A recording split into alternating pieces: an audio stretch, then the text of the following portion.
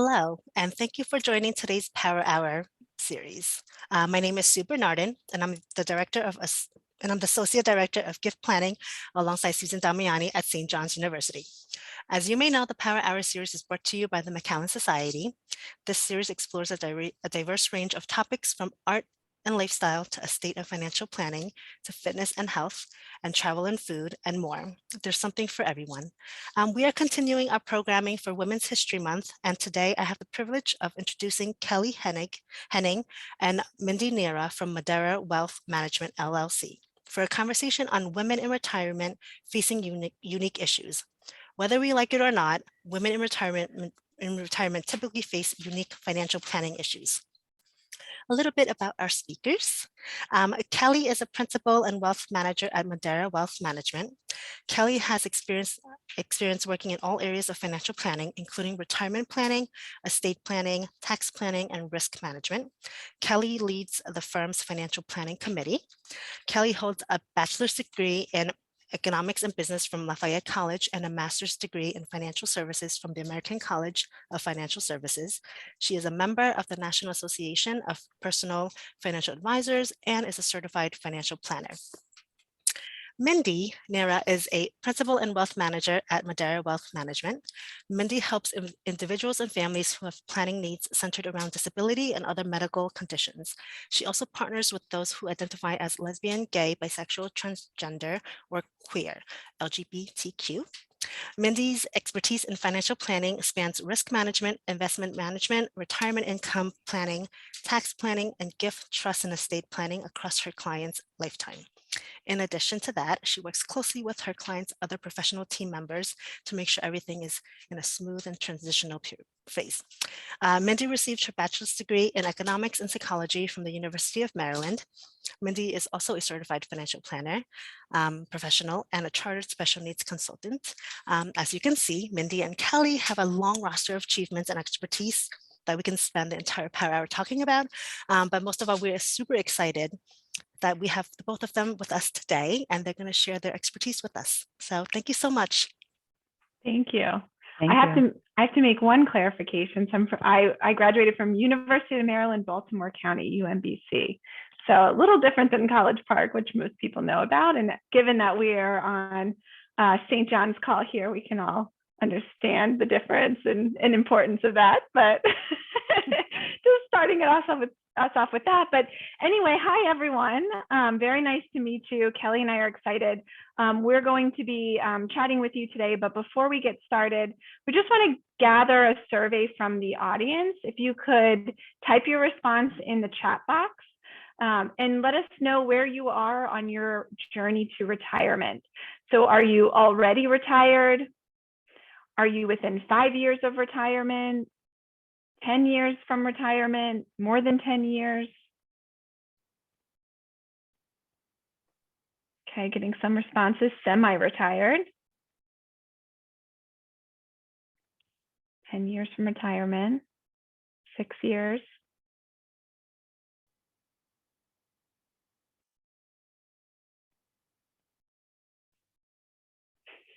Not quite there yet. All right, so thank you all for your responses. It looks like we have a nice mix, and most people might be about 5 to 10 years from retirement or a little closer. So a lot of what we'll be talking about today will be relevant to you. We are here because Women's History Month, and we want to share with you some stats related to women and their money. With each stat, Kelly and I are going to provide you with some things that you can do within each category, but we want you to chime in and ask questions along the way so we can make sure we're answering your questions and we make it relevant.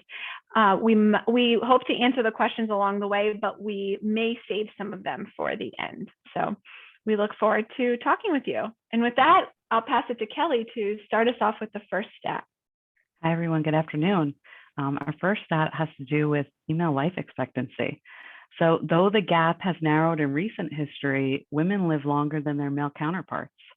A 65-year-old woman living today has a life expectancy of 87, and women have a 19% probability of living to age 95. In the US, women have a 2.5-year longer life expectancy than their male counterparts. So this is a difference that should factor into women's financial planning as they look to retirement. The other key factor about life expectancy is that women from different ethnicities have different life expectancies. So for example, when we look at African-American women specifically, life expectancy is about 85.5 years, or about 1.4 years lower than their female counterpart who are white. On the flip side, Hispanic women are projected to live longer than white women. So it's just something to keep in mind. And we also see differences in life expectancy based on socioeconomic status.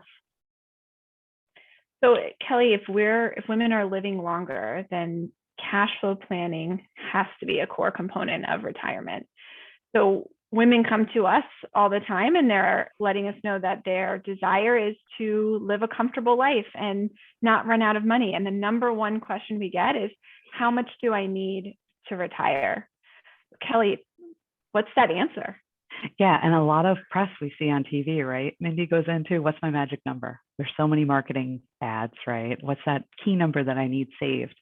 But you really need to take a step back from that number. And a key component of how much each of us individually need to save depend on how much we spend each year. So an individual who spends $50,000 a year is going to need a lot different number than someone who spends double that amount, or $100,000 a year. So really the first thing that you need to understand is, what are your total expenses per year? What are the different categories that you spend money on? And that varies from person to person.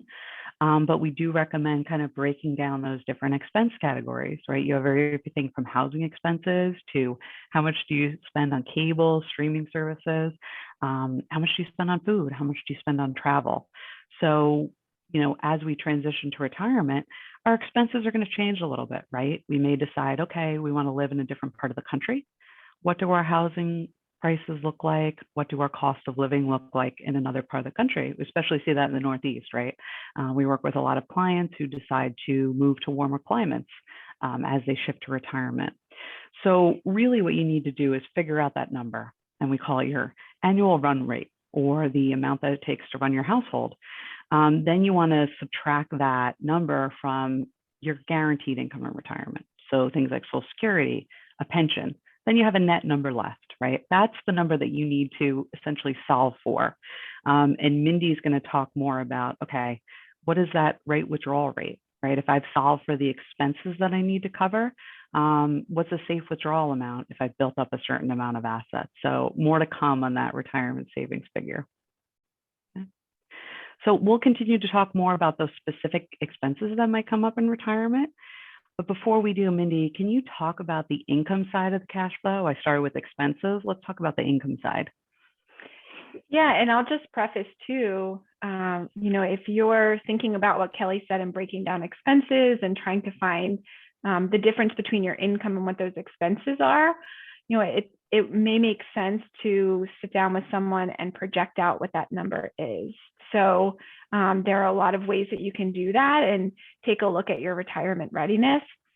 And as you're going through that process and trying to figure out where to, how to determine this number, it's really important to think about the psychology behind this.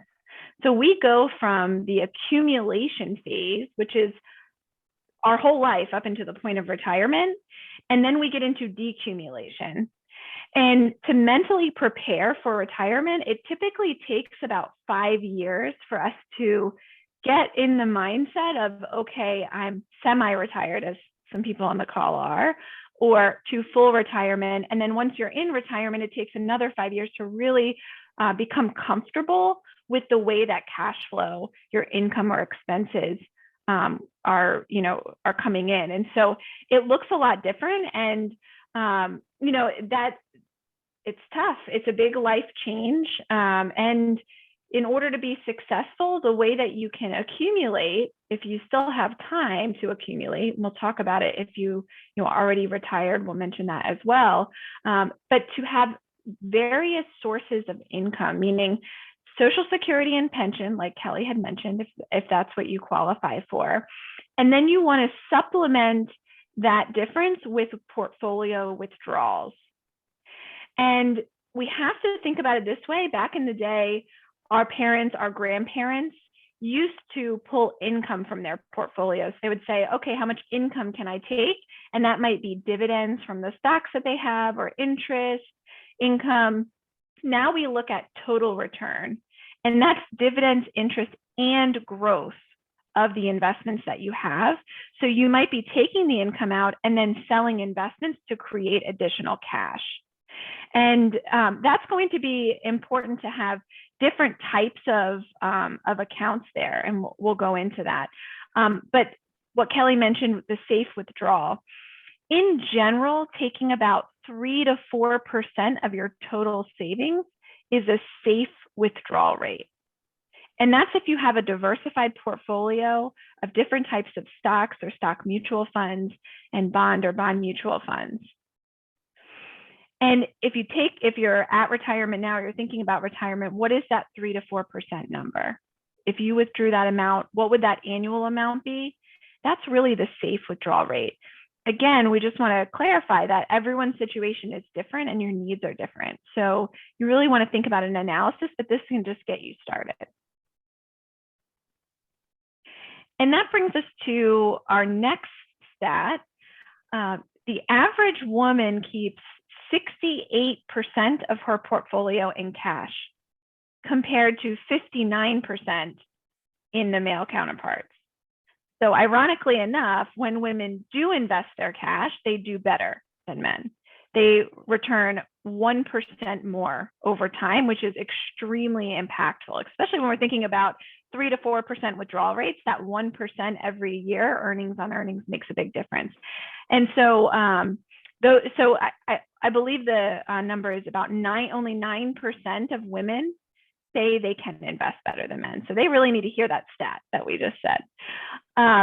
Another glaring problem is the gender wage gap, wealth gap, which puts women at a significant disadvantage at times. So for every $1 earned by a white man, white women earn 79 cents, Black women earn 62 cents, Hispanic or Latino women earn 54 cents, Asian women at 90 cents, and Native American and Alaska Native women earn 57 cents. So what these stats mean is that we need to invest. We can't sit in cash.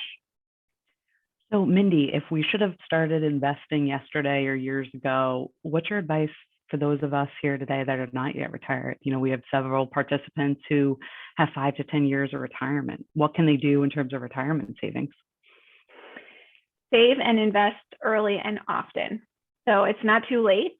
Get invested and allow that growth to happen. So taking a step back, first and foremost, you should have an emergency fund. So you should have an amount set up that's in cash to cover an unexpected expense. That could be different for everyone. So think of an emergency that could pop up in your life. Is it a health issue? Is it a new roof? Is it helping your kids out? Is it helping another loved one out? And how much might that cover? That's how much you should keep in cash. And for some people, it's easier just to think about a general rule of thumb, 3 to 6 months worth of your basic expenses in cash. Anything above that can be invested. And this is where we kind of tie in what I was mentioning before, is invest that money in retirement accounts and also non-retirement accounts. So having different types of investments is going to be important when you get to retirement. You can maximize your 403B or 401k or other retirement accounts contributions, and then save in a non-retirement account into stocks, which will give you the most growth potential over time.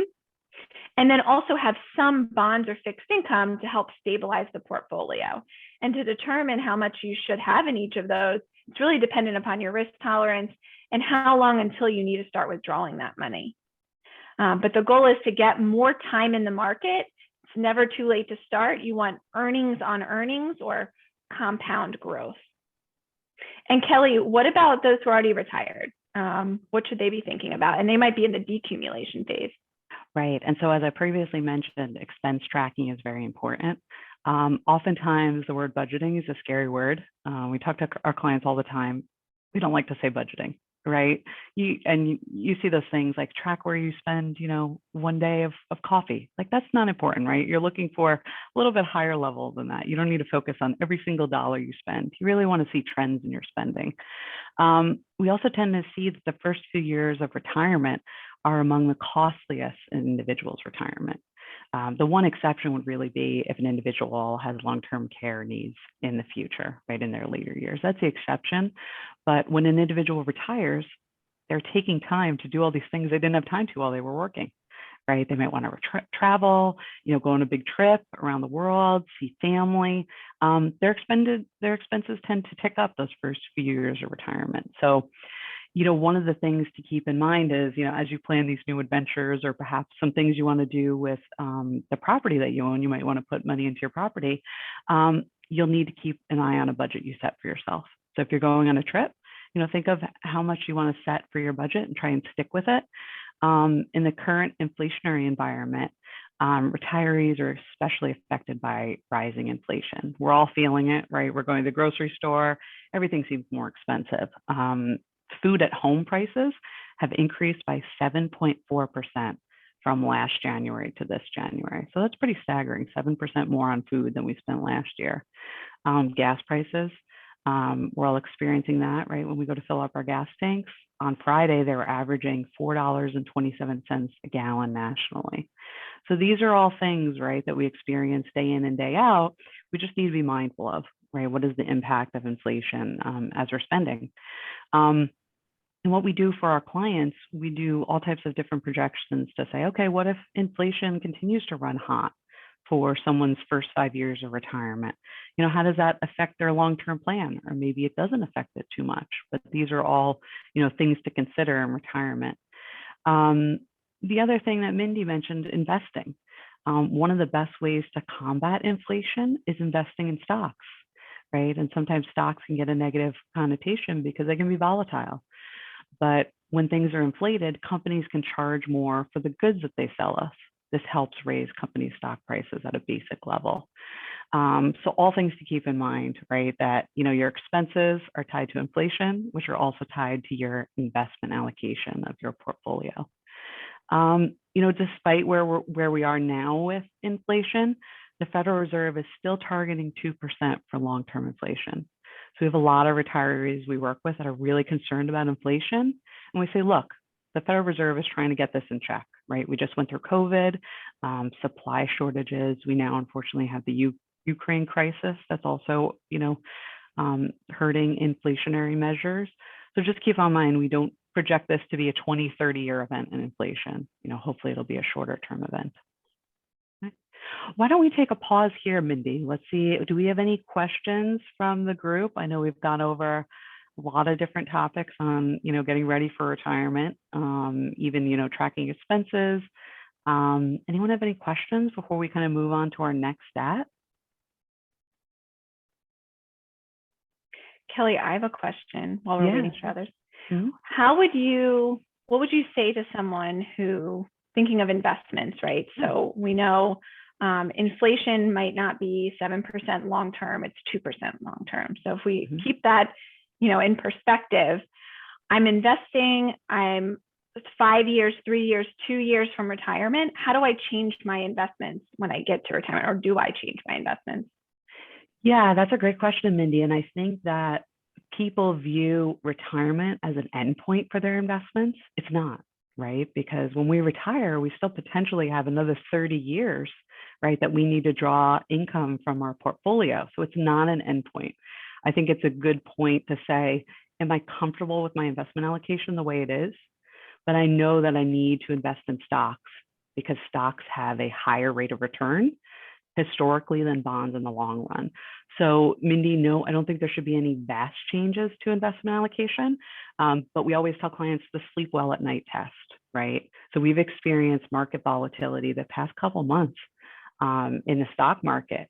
If you're approaching retirement and you see your portfolio going down during these periods, right, of geopolitical uncertainty, that's a good reasonableness check, right? Because all of our risk tolerances change at pivotal points like retirement or a major life event.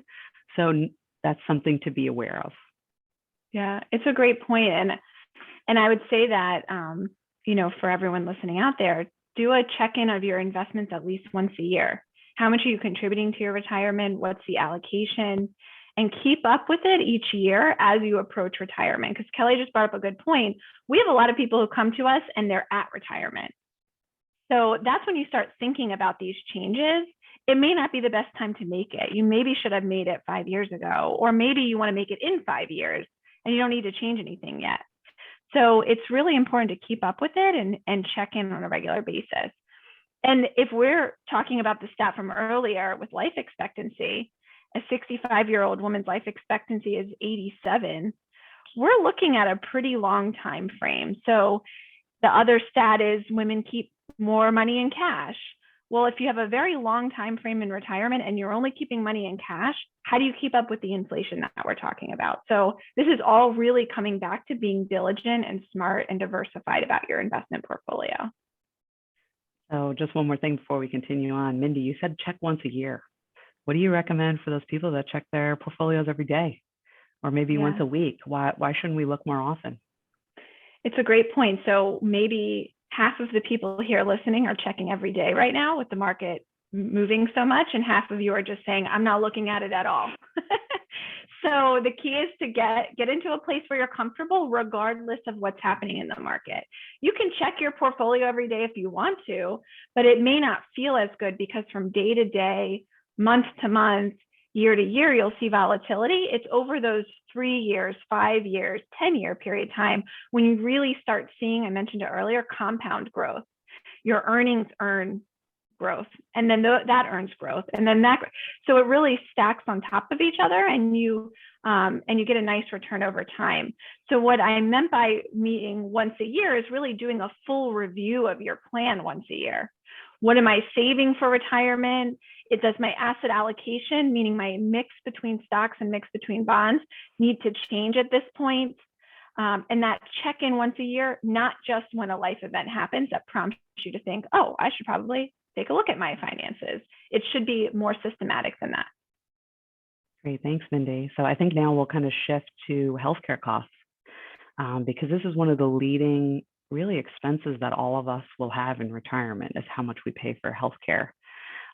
Women incur greater healthcare costs than men. This is not only in retirement, but it's in their working years. For example, women aged 19 to 34 spend an average of $3,400 a year compared to men who spend $1,891 a year. So we see this difference starting early for women in terms of how much our healthcare costs. And then, women who are over 40 can also, or over 50, their expenses can also be higher, especially if they're single because they're not sharing the cost with a partner and may not have access to certain types of medical plans. For those on Medicare, those who qualify over age 65, the total out-of-pocket costs for all the Medicare parts could reach over $6,000 a year or more. So again, when we talk about expense planning, healthcare really, comes into the forefront with expense tracking. Okay. And I'll just, before I mention the next thing, someone in the comment asked about long-term care. And so we're going to get to that. So that's one question I'll just set on the side for a minute where we'll answer your question in a moment. But Kelly, it's interesting facts that you just mentioned, because now we're talking about women who are, in their younger years spending more on healthcare. You're also going to spend more later on. We also talked about living longer. We talked about the wage gap. So there's a lot that we really need to focus on, and these healthcare costs are one of them, and they can really add up. Can you talk a little bit about what can be done? What should we think about? Yeah, so, for women in their working years, if these types of plans are available through your employer, it's definitely worth it to take advantage of them. And what I mean by plans, an FSA, which is a flexible savings account, or an HSA, a healthcare savings account. And we see a lot of people don't take advantage of them because it's an extra step, right? I mean, I take part of them. It's an administrative burden, but I'm also ultimately saving money because the money that I put into my FSA isn't taxed. So specifically, let's use the FSA account. In 2022, you can contribute $2,850 into your FSA, and that goes out of your pre-tax income. So again, money that you're not taxed on can be set aside for those things like copays, right? Copays, prescriptions, lab tests, you put it towards it each year. Eyeglasses, contacts, that's another way to take advantage of FSAs. HSAs, which are healthcare savings accounts, those are for high deductible medical plans. So you'd have to check to see if your plan qualifies for having either an FSA or an HSA account. For an individual, you can save up to $3,650 per person. If you're on a family plan, you can save $7,300. And HSAs are great because even if you don't use all the money you put in, they roll into future years. So if there's a procedure that you have in future years, you can take advantage of the money that you've saved into your HSA account. And then there's also dependent care FSAs. So with anyone that has, children, younger or older, they can not only be put towards daycare and nannies, but you can also use them for aftercare activities and camps. So again, a great way to save some money on taxes and take advantage of those plans. The other thing that we, see is that unfortunately, medical costs are one of the leading causes of bankruptcy in the United States. People frequently get surprised with a lot of medical costs. So we recommend, anytime you go to a new doctor, if there's a specific procedure, surgery, make sure to check to see if that provider and the facility are in network. Another time that people might caught off guard, if there's other, let's say, specific doctors that come into the operating room, they might be out of network.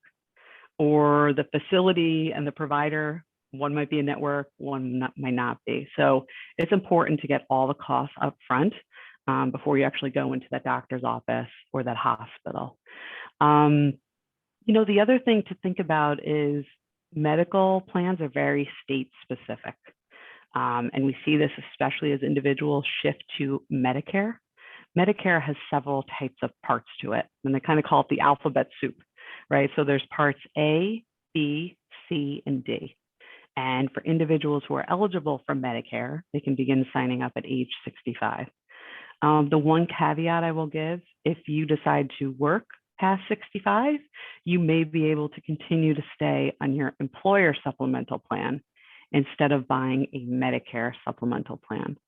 So it's important to check with your employer HR department to see what type of plan would be suitable for you if you continue to work past age 65. Okay. The other thing with, constant changes to the medical landscape in terms of insurance, check your plans every year, right? So, we hear about this on the news. Drug costs are constantly increasing, and this could affect your Part D prescription coverage. So we recommend all our clients look at your supplemental plan, look at your Part D prescription drug coverage, because there may be a better plan out there for you for the coming year. It's easy to kind of fall into that trap to just let it auto renew as you enter a new year, but you really want to take stock of, what prescriptions you're on and what coverage you have under the existing plan, and if there could be a plan that's a better fit for you. So again, medical landscape is very tricky, and you really have to reevaluate it each and every year. Kelly, can I just add to that for a moment? Yeah, please, go ahead. So we know that your healthcare plan with your employer is going to be dependent upon what's available to you. So maximize that out. When you reach age 65, as Kelly mentioned earlier, that's when you can qualify for Medicare.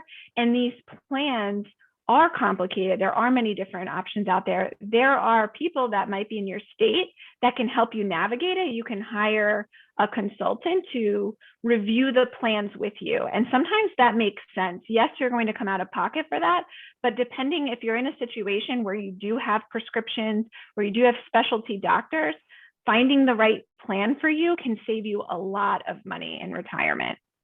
So all of these things that Kelly just mentioned, I'm going to keep going back to it, that compounding, if you're saving money in healthcare and you're saving money in Medicare, you have more money that you can spend elsewhere or more that you can keep in your portfolio to allow it to grow. Yeah, Mindy, that's a great point too, right? Because we have a lot of clients that are located in the Northeast, New York, New Jersey, Connecticut. And when they retire, they might move to Florida. Well, Florida might have a vastly different medical plan than what they have in New York or New Jersey. And they might have to find new doctors and find a new medical plan. So it's really important again, as Mindy mentioned, to keep an eye on the different parts of insurance that you have, and also if it's the appropriate one for you based on which doctors are participating in your network. So Mindy, why don't we switch topics a little slightly, still kind of medical, and we also got a great question about long-term care insurance, but what we see that, over 3/4 of residents in assisted living community are women, and almost 2/3 of paid home care users and unpaid care recipients are women. So those are pretty high statistics in terms of, male to female ratios of who's using long-term care facilities. And these rates are even higher, if an individual doesn't have children or other caregivers who can help them. So what should everyone be thinking about when it relates to preparing for these costs? Because they can be staggering. Yeah, and it's a great question. I'll also add that 66% of caregivers are female, so people who care for loved ones or family members. And depending on your culture or background, you may be even more inclined to care for your elderly parents and even have them in your home. And so these stats are very impactful, and it means that you really do need to save early and often and invest, like we were talking about, because you want to be able to build as much as you can. And to answer the question on, should you buy long-term care insurance? So, long-term care policies are certainly something to explore. They tend to be higher cost depending on how old you are. If you are in your 50s, let's just say early 50s, maybe a good time to check on policy rates, and then beyond, the prices do go up. You can buy policies that are more hybrid nowadays, where they're also a life insurance policy. So they provide you long-term care coverage. To a certain extent, none of these policies cover all of your expenses. You're still going to have to come out of pocket, but they can cover a portion of your expenses. And if you never use that policy, it can go to your as a death benefit to your heirs when you pass away. So that's one thing to think about, but you really want to explore the cost and if it makes sense. How much am I going to spend on premiums each year? How much might I get on the other side of it? And I'll just do a quick sort of history of where long-term care came from. So really, these insurance companies created long-term care without realizing that life expectancy would continue to extend. And so there are these really great policies. If you talk to someone who's maybe in their late 60s, 70s, 80s, they might have a really good long-term care policy because they got them before insurance agencies realized that they'll be paying people into their 80s, 90s, and 100. And so we're seeing that those policy premiums are going up. And even when they go up, a lot of times it makes sense to keep because there's nothing else out there on the market. So it's sort of like what we were saying earlier on, our parents and grandparents were able to take dividends and income from their portfolio to live off of. Well, long-term care is sort of similar and may not be worth the cost. So you really needed to take a look at it, and also think about what other ways could you prepare. So saving and self-insuring, or making sure that you have a buffer in your savings so that you can take those costs later on. If you are a caregiver, especially single women tend to care for their parents, or if you're the only child and you're the person who's going to take care of mom or dad, then that can be sometimes impactful in your own finances. So, thinking about how to pay for these costs is important. And one way that you can get money back potentially for being a caregiver is whether your employer will offer. So sometimes your employment benefits offer time off, and you can still get paid a certain amount, so you don't have to take a sabbatical or time away. That could be an option. And then if the loved one qualifies for Medicaid, so if they have low income and low assets, you may be eligible to participate in the self-directed services program, where you actually get paid for being the caregiver. And there's other organizations out there like that that you may want to explore, so that you can make sure that you're keeping money in your own pocket while you're still caring for your loved one, and then thinking about your own long-term care. So there's a lot to think about, and it's not a one-size-fits-all, but long-term care is something you should explore the cost of. And then also take a look at, okay, how much do I have saved and what's the feasibility of me being able to cover those expenses myself? And Mindy, you actually made a really good point about when to look into long-term care insurance to see if it might be the right fit. So Mindy said early 50s. Why do we say early 50s? Whenever we have to apply for insurance based on our health, it's better to do it earlier before you develop any health problems. So all of this goes into medical underwriting, whether it's long-term care, a disability policy, life insurance. The earlier you apply, the less likely you are to have a major medical issue that could either raise your premiums or even disqualify you from having long-term care insurance. So that's really important. And unfortunately, I'm sure Mindy's seen this before, we have clients that will come to us kind of later than their early 50s, and they've already have a pre-existing condition, and they just can't get long-term care. So again, kind of start a little bit earlier. It may not be appropriate for you, but it's always good to explore it in your early 50s. And Irene, I hope that answers your question. If anyone else has any questions, just pop them into the chat box. With that, we'll move on to our next stat, which is sort of related to it does become an expense, is disability. Disability is often overlooked by many when you're thinking about your financial future. No one wants to think about passing away in estate planning. We also really don't even think about at all disability and becoming disabled. 61 million adults in the United States are disabled.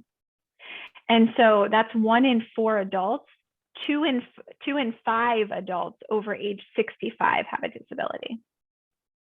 So when we look at the impacts of disability on employment, and this affects your ability to save and accumulate, when we look at disability on employment, just over 25% of Black and Hispanic women report being employed when they have a disability. Only just over 25%. And that compares to 40% of white men and 33.7% of white women report being employed while working. And so that's important because that can really take a toll on your income. So Mindy, those are really high rates, like higher than one would expect, right? 1 in 4 adults in the United States, are disabled. What should those who are listening in be thinking about within their financial plan to really plan for the possibility of being disabled, even them or a loved one?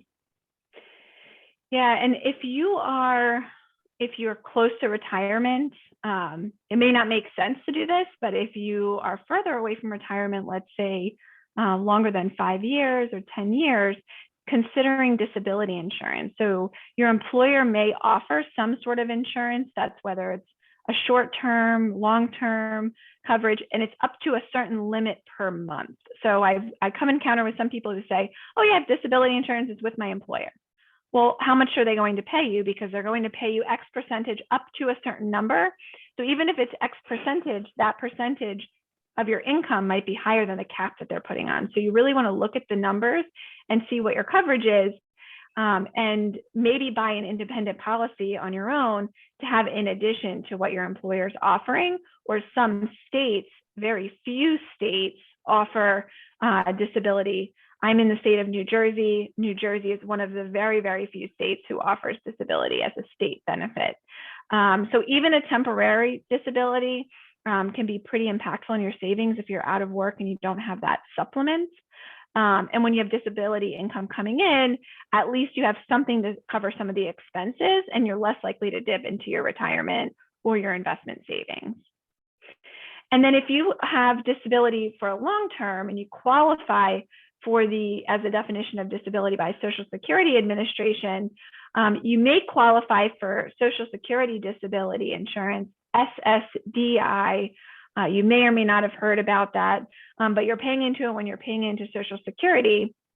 And even that, it's not a high number, it may not cover. So in a well-rounded plan, someone might have the short-term disability with work, long-term, a policy to supplement that, and then Social Security disability that can kick in as well, and they can kind of be coordinated to work together.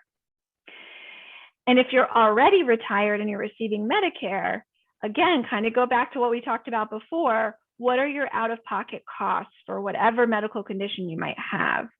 because those out-of-pocket costs through specialty doctors, through your prescriptions, through hearing aids, through glasses, like Kelly had mentioned before, whether you need a wheelchair, what are all of those out-of-pocket costs? And make sure you have the best Medicare policy to cover all of these expenses and to try to leave as many gaps closed as possible.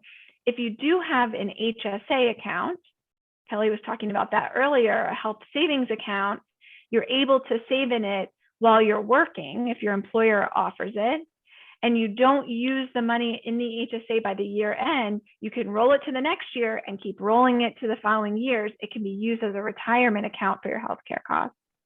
So it's something to think about depending on if you have that option. And then there's a question in the chat box. Let's come back to that. So a little bit different about annuities, but we will answer that question. Well, anything else, Kelly, on this topic? Yeah, the only other thing that I was going to say, Mindy, you mentioned, the different types of disability policies, right? So individual employers might offer disability policies. What happens if I leave an employer, Mindy, with my disability coverage? What if my new employer doesn't have disability coverage? And, I'm concerned I don't have individual coverage. Can I continue with the former employer's coverage? How does that kind of work? You may be able to continue, but you need to check with the policy and the plan and see if it's affordable. One of the benefits of a group policy is you don't have medical testing unless you go over a certain amount. So it may or may not be beneficial to you. So the insurer is looking at all your employees and saying, okay, well, you might have some employees who need to use disability, some employees who will never use it. Let's find a middle ground, and that's how much your premiums will cost. If you can carry the plan forward and create your own, maybe that makes sense, or you go out into the marketplace and you look at another policy to replace that. And if you're relatively healthy, you may actually get a better premium. Okay. All right, great. So talking about disability sort of leads me to think about a situation where one might become incapacitated and unable to make financial decisions for themselves or health decisions by themselves. Who's going to step in for you? Who's going to make those decisions for you? And Kelly, what are your thoughts on this? What should women be thinking about for this type of scenario? Yeah, so, when we meet with clients and we even talk to them about their own children, we recommend that really anyone over 18 should have some form of estate plan documents. And a lot of people say, well, what do 18-year-olds have, right? They're probably in college, probably haven't saved really much money. Why do they need estate plan documents? For a college student or someone, in their late teens, early 20s, a medical power of attorney is so important. This is because if there's an emergency, the hospitals aren't going to talk to their parents, right? Because they're of age. The doctors can't speak with them. They might make an exception, but you really need documentation in place for anyone over 18. As individuals get older, we need more than just a medical power of attorney. The really important thing to think about is if something happens to me, who's going to step in and make financial decisions and medical decisions? And a lot of time as women, right, we're the caregivers. We're the ones who make the decisions. We need to think about someone we would trust if we can't make the decisions. Your medical power of attorney, so the someone who would talk to the doctors, make decisions at the hospital, doesn't have to be the same person that handles your finances. So keep that in mind, could be two different things, two different people. The other, practical thing that we see, especially with COVID and people not traveling as much, think about where the individuals that you entrust these different roles or responsibilities to live, right? So if you have a sibling in California and you're in New York, might not be the best person to have on your bank statement, when they need to take power of attorney to write checks out. That's something to consider. The other thing is, if you have children or any individuals under your care that would need a guardian if something happened to you, who would you want them to be taken care of? And that may change over time, right? We see a lot of clients that, they're in their late 50s, early 60s. They haven't had their estate planning documents updated since their kids were young, right? So their needs have changed. Their kids are likely older. maybe they step into a role if they're comfortable, and the children become, a backup medical power of attorney or a backup financial power of attorney. We hear ads all the time for doing your own estate planning documents online.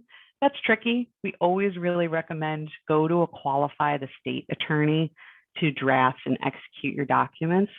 This is important because the attorney, right, this is what they spend day in and day out. This is where they've been educated in law school to really draft documents, not only based on your wishes, your family wishes, but also state law is very specific. So someone that has an estate plan in New York, their estate plan may look a lot different than my estate plan in New Jersey. So it's very important to get an estate planning attorney that knows your state well. We recommend that everyone review their estate plan every 5 to 7 years. The exception to this is if you change residencies. So again, I mentioned the importance of state-specific documents. You move from New York to Florida. Estate plan is completely different in Florida than what we have in the Northeast. The other thing, change of marital status, right? That could change potentially who are carrying your wishes if your marital status changes. New family members or other relationship changes might necessitate you to get your estate plan updated. The other thing that we find, unfortunately, when individuals pass away, whoever has to step into the role, as an executor or to make medical decisions for that person, they haven't informed them. So if you list any trusted family member or friend in your documents, make sure they know what their role will be. Make sure they know what's expected of them and that they're comfortable making these decisions. Like I mentioned, you might have different people in different roles, and that's okay.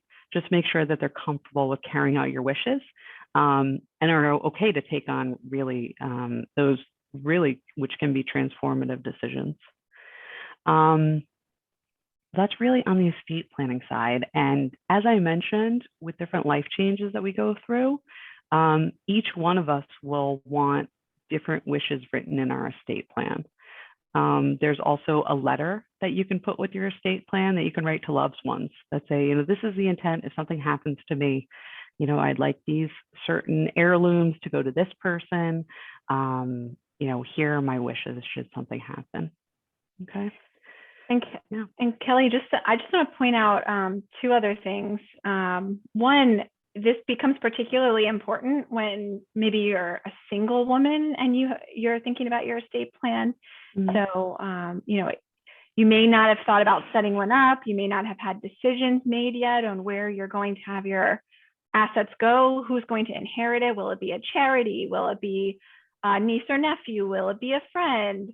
But it's still important to put something down in writing, and some of the documents that Kelly mentioned, you still need someone to make decisions for you if you can't make decisions on your own. So it is a unique planning opportunity for people who are single and may not have a long-term partner to rely on there. The other thing, Mindy, to talk about for those in the LGBTQ community, there are unique areas of your financial plan that you need to consider. Depending on your relationship with family members, for example, you may decide that you don't want your estate to be public, and a trust might be a good way to, protect that privacy that you're looking for. Also, trust might make sense if you have blended families or children from previous relationships. There's other things you specifically need to think about. We also suggest carrying your healthcare proxy documents with you. I know that I have a special card, and it's got a password on it that has a link to a website that has my health proxy details. So if something happens to me, God forbid, my wallet's on me, hopefully, and either the ambulance or the doctors can see that card, and they'll be able to access my medical directives, and then reach out to the individuals that I have listed, to make decisions if need be. That's a great point. I know we're getting to questions, but there was one other point I want to go backwards. As someone in the chat had talked about on long-term care, and the comment was more about, well, if you on long-term care, you have long-term care, or let's just make it more general. you have disability insurance, you don't have disability insurance, you're invested in stocks, you're not invested in stocks. And the people around you, your loved ones, your friends, your family members aren't doing those things, but you have an advisor, financial advisor, who's recommending that you get long-term care insurance, that you invest in stocks, that you make these decisions that the people around you aren't making. It becomes difficult sometimes because I think also as women, we want to trust the people we're close with, and we ask for referrals and we ask for help, and we're very thoughtful about it. And I think that sometimes it could cloud what we're thinking. We are double second guessing, are we making the right decision? So take a step back and look at your plan and what kind of insurance coverages you have, how you're invested, and who are you looking at this with, right? So an expert, someone in the field who knows financial planning specifically, who reviews these types of plans on a regular basis, and someone who's not incentivized by selling you a product. So there's people who may sell insurance and they get a commission on that insurance. It may make you question whether or not it was the right thing for you. It could very well be the right thing for you, but maybe it may make sense to check with someone who doesn't get that commission, but in the field. So even though we like to ask the people around us, we really want to ask someone who knows what they're doing. I know finance, I know financial planning, but I'm not a doctor, so I'm not going to make my medical decisions for myself. And so just something that I wanted to comment from the chat box. There was also a question about finding estate planning attorneys. One of the websites that we use is Martindale Hubble. I included the URL link in the chat box. And this is a website that really rates lawyers, and it's based on ratings from other lawyers. So let's say I'm an attorney and Mindy is another attorney and she does my estate plan, or she works with mutual clients. I'll give her a 5-star rating, of course. And then others can look up Mindy and see her ratings. I also put note, whenever you're searching for an attorney, put in their practice area. Generally, when individuals look for an attorney, you want to focus on their practice area of expertise. We've worked with a number of clients who go to attorneys that have all different practice areas, which is great because they have a broad breadth of knowledge, but you really want to focus on estate planning. Those attorneys do only that area of law day in and day out. They know specifically how to handle the probate process or putting your will to the court in the state that you live in, and they can navigate it. And this became especially pertinent with COVID. Think about how everything closed down. It was very hard to probate a will. So you really needed an estate attorney that knew what was going on in the court system during COVID. So that's one good way to find an attorney, is using that martindale.com website. That's great. And then going back to one of the questions at the top, and if anyone has any final questions, please feel free to put them in the chat. We'll hope we can answer them in the next 6 minutes, or we can always follow up. So the question was, has the law changed regarding the age you have to start taking money out of annuities? And I believe what is being referred to here is there were changes on requirements to take money out of your retirement accounts. So in the beginning of 2020, this was really overshadowed by a lot of the other pieces of legislation that came out to help during the pandemic. But there was a law that was passed called the Secure Act. The Secure Act changed how you can, or when you withdraw from your retirement accounts, you're required to start withdrawing from a 401k or an IRA or a 403b at age 72. So it's at age 72, but that did not apply to annuities. So annuities were not lumped into that category. There was not the same requirement.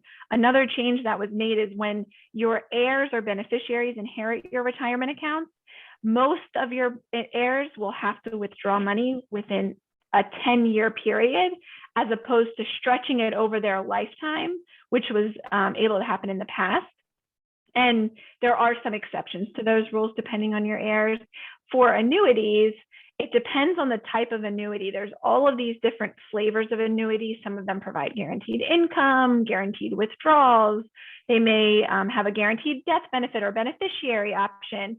And there may be different ways that you can inherit that money. So it's really going to be specific to your annuity. But the Secure Act did not change that. you'll just want to check to see what the annuity provider tells you is specific to your plan. And we had another question that came in while you were talking, Mindy, about, you know, diversifying one's portfolio. So where do you even start? That's a great question. And it can be overwhelming, right? For those who don't do investments every day like Mindy and I do. Where we generally say is see where you're invested now. So, right, so see what all your different retirement accounts are. If you, let's say you're working and you have a 401k, look at how your investments are invested in your 401k, and then look at the available investment choices. So each employer plan has a different set of investment choices. This is important because it limits you to what you can invest in. And it's great because a lot of the employer websites, they'll show you what type of investment it is. So it'll say US stock allocation, international stock allocation. That's where you want to start, are the available fund options. There have been recent legislation which have added something called target date funds to 401ks.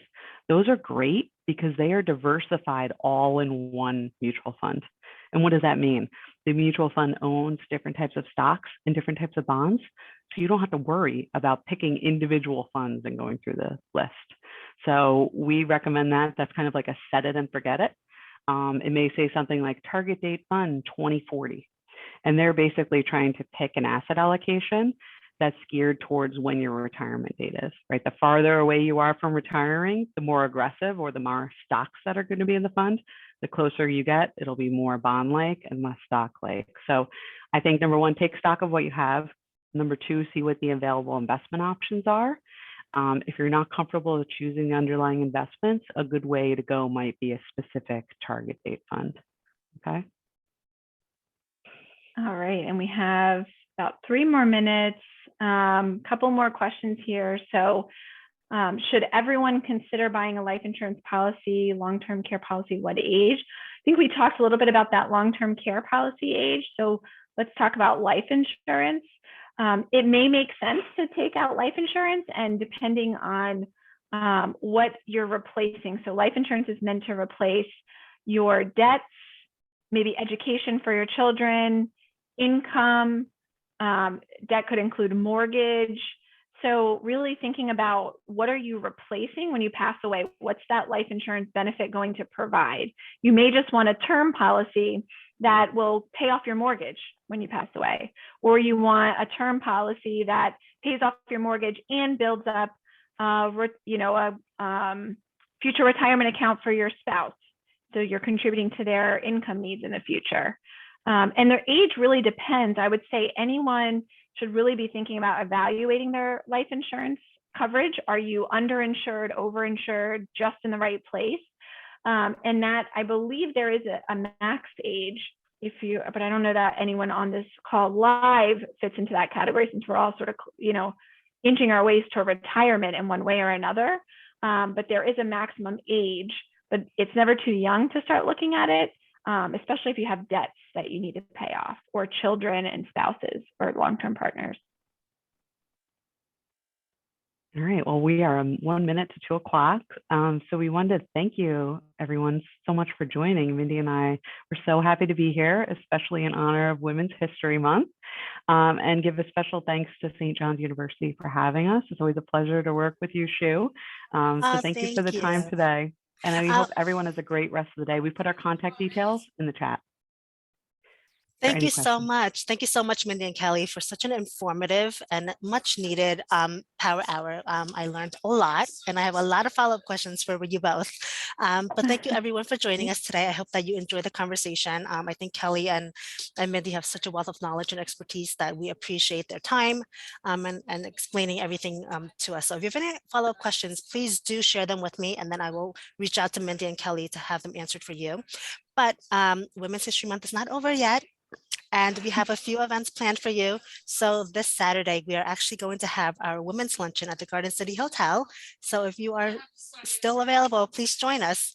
And then next Tuesday, we're going to end Women's History Month with Marianne Crusher, who is the founder of Body and Brain. She's going to come back and give us a demo of Tai Chi So that'll be helpful and help us meditate. So it'll be a great power hour. But thank you so much.